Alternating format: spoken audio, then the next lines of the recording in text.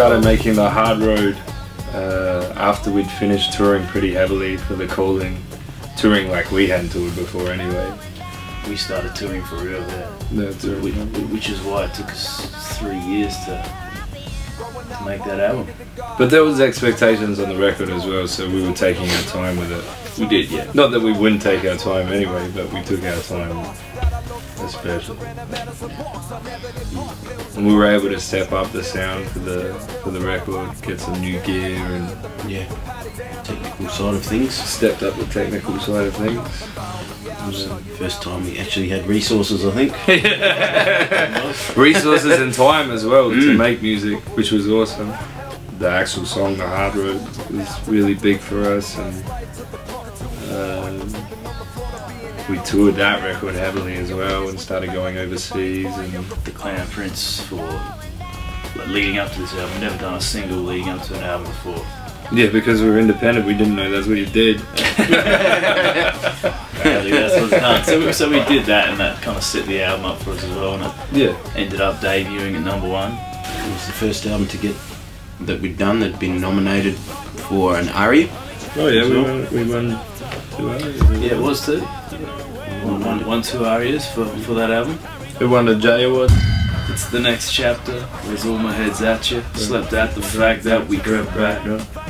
We wanted to come back hard on this album. We wanted people to know that, you know, we're still us and that we're still passionate. We wanted to sort of start the album off with a sort of really powerful dynamic track that sort of recaptured to us what was, I guess, our sound and sort of embodied us. So we opened the album with recapturing the vibe, and that was the line. And I think that's still one of my favourite tracks off the album. Oh, for sure.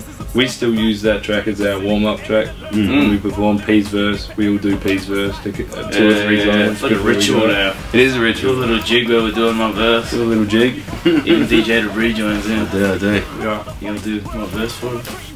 Go on. It's the next chapter. I need That's all my heads at you. Slept out the fact that we crept Back to Set back to straight the other day. Rappers. The band at the fights and no credit. Actors.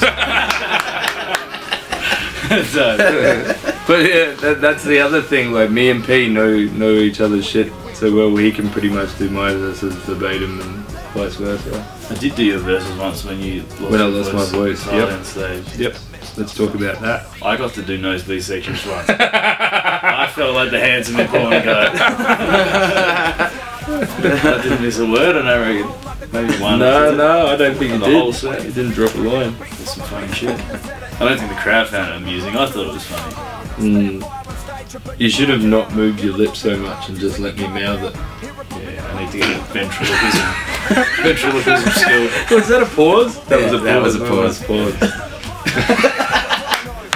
You shouldn't have moved your lips so much and let me mouth it.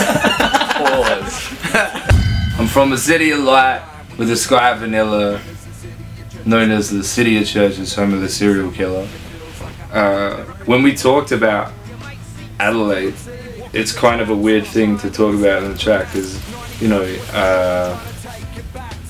historically, hip-hop records, when you're talking about your city, you're sort of representing, like, you know, South Bronx and stuff like that. Like Adelaide is not exactly South Bronx, it's not exactly Watts, it's not exactly Compton, but that's the key to what we do, and I think what a lot of Australian hip-hop is about is telling our story, not trying to tell someone else's story and ending up being a hypocrite or being fake or something. It's about telling our stories, and that's why people connect with it.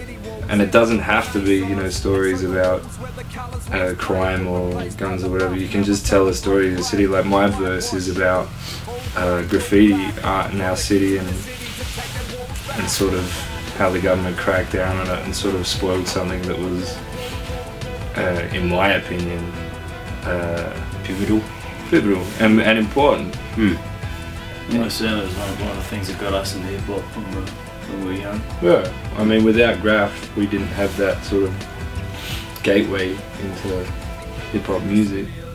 Shoes are scuffed because the road gets rough is a scratch I used in the track, the title track, The Hard Road. The scratch and the title of the track is kind of relevant to where the struggles we'd faced leading up to the release of that album.